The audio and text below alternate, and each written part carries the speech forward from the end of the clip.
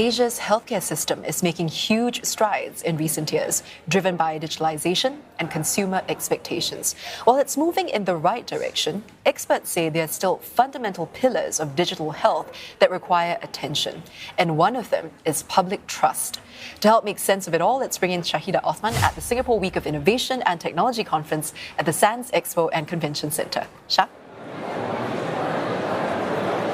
Angela, DigiHealth has changed the way societies access medical care, one that's unconstrained by time or location. And the momentum was made more urgent during the COVID-19 pandemic. But how ready is the region, and does it have the right skills and infrastructure to support the digital revolution? Who better to put it all into context for us than Lim Wai Man? He is the founder and CEO of Dr. Anywhere, a telemedicine provider here in Asia. Wai Man, a pleasure to have you with us. Now, an ongoing research on digital health readiness by ASEAN and Japan Center shows that most countries in ASEAN are still in the early stages of digitalization. What does an emerging DigiHealth ecosystem look like, and what's driving this transformation? Let me answer your second question first. What's driving the transformation? In Southeast Asia, I think generally, across the world as well, consumers are getting a lot smarter, a lot more demanding, as the population start to adopt other digital services, online shopping, ride-hailing, so on and so forth. It's not surprising to see that healthcare is also adopting digital transformation as well. However, I think that for healthcare, there needs to be a lot more data, and the issue that we have historically, and even from your own experience visiting the clinic, is that everything used to be still very brick and mortar, very pen and paper based. The question for us is, how do we then transform this physical data into digital data for us to make use of them to then help us with the digital transformation in healthcare services? When Dr. Anywhere was launched in 2017, we would say that teleconsultation was still trying to find its place, and it wasn't until the pandemic that we saw this widespread uptake across Asia. Now, you mentioned in an interview that winning public's trust was a major obstacle for you. How did you overcome that and gain credibility among your customers, among consumers? It takes a lot of time to build a business based on trust. And in healthcare, almost, it's only when your user trusts that you are a reliable platform, they will start to use you. Now, one of the key things that we focus a lot on is in user experience.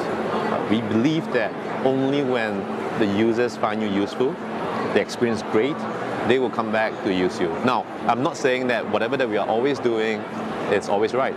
There will tend to be users who are not happy with us.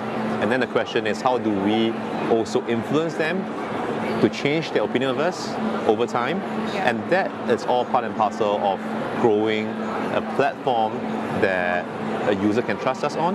And I think over the last 6 years, since 2017 that we've launched, obviously with the help of pandemic, and also some of the things that we've done, like for example in Singapore, we were the first to launch tele-ART services.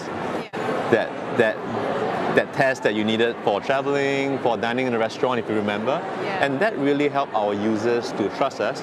And what we are seeing from our own data is that once they get onto the platform, it's very seldom that they get off. And that, we believe, based on the data, that we have almost been able to gain some of their trust of our users. Okay, and you've since expanded across 6 countries in Southeast Asia. Now, we are looking at a very diverse population with vast geographical landscape. What did you learn, or what have you learned in the process, and what are some of the key trends that you've discovered in the region's approach to healthcare? Launching in every country across Southeast Asia is almost like launching a new company. Because healthcare is very localized. In every different country, you have got different healthcare regulation, healthcare practice, healthcare culture, if I put it that way.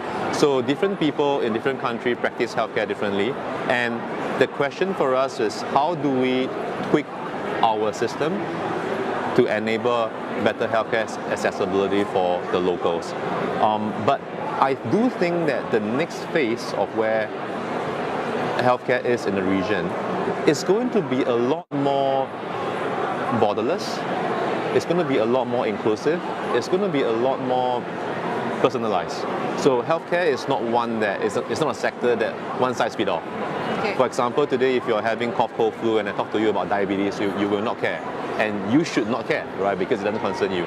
So the question for us is that how do we make use of technology today to bridge the gap, to help our users to go on to a healthcare ecosystem, that it does not matter where you stay, where you're born, how rich or how poor you are, be all inclusive, and that's something that Dr. Anywhere we are very focused on solving right now. Why did you say that healthcare will become more borderless? Going back to your question earlier on, that in different countries you've got different practices. Yeah. But the key question when I posed to my own team was, why should it be that way? If a good doctor is in Malaysia or in Singapore for the matters, then any patient who is suffering from a certain illness should be able to have access to the doctor. It shouldn't be based on where you are born in or where you are staying. And because of that concept, the question then for us as a company is how do we enable to bridge that gap? Okay. Now it's going to be very expensive because it concerns a high touch service. Then the question for us is, knowing that it's expensive, but at the same time, it's something that will truly help our users. The only way to bridge the gap is to be able to use technology, Gen AI for example, to be able to help our doctor meet the patient based on what the patient requires the care level to be. Despite the promise of telemedicine, though, the older generation, we cannot forget about them. Some of them are still struggling with, they are facing some barriers to adoption, and they are struggling with ease of use and access. How do you overcome this against this, the region's, the backdrop of the region's aging population and evolving consumer expectations?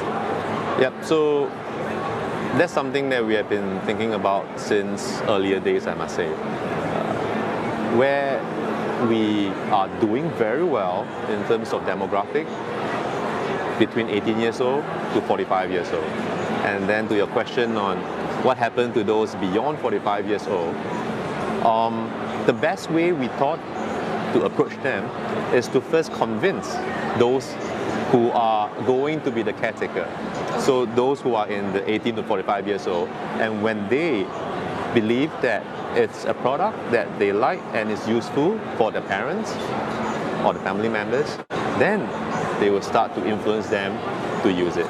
Look, it's not going to be easy because what we also find is that older generation, they tend to not want to adopt new way of doing things that readily. But I think with the help of the younger population, they should be able to help them to see the benefits of using new technology to approach healthcare. Okay. You've made a point on being a healthcare provider first, technology being the enabler of your mission. How do you balance between the two as we are seeing this longer term use of telemedicine? It's a very interesting question because this was a question that was very critical for us early on, I would say about 4 years ago. We were asking ourselves, are we a tech company in the healthcare sector, or are we a healthcare company with an IT department? Very different. We landed somewhere in between. To be a tech-led healthcare company that a user can trust us with their life. Now, it's very important to understand that at the end of it, we are still a healthcare company. Although we are very tech-enabled, we are very tech-led, but at the end of it, we are still a healthcare company. We are still providing care. And once we are able to find that identity of who we are, then I think the way we approach healthcare downstream in terms of our product offerings, so on and so forth, is a lot more ready to understand the value propositions to our users. Holding firm to those values. Wai Man, thank you very much for speaking with us. We appreciate your insight. And that was Lim Wai Man, founder and CEO of Dr. Anywhere.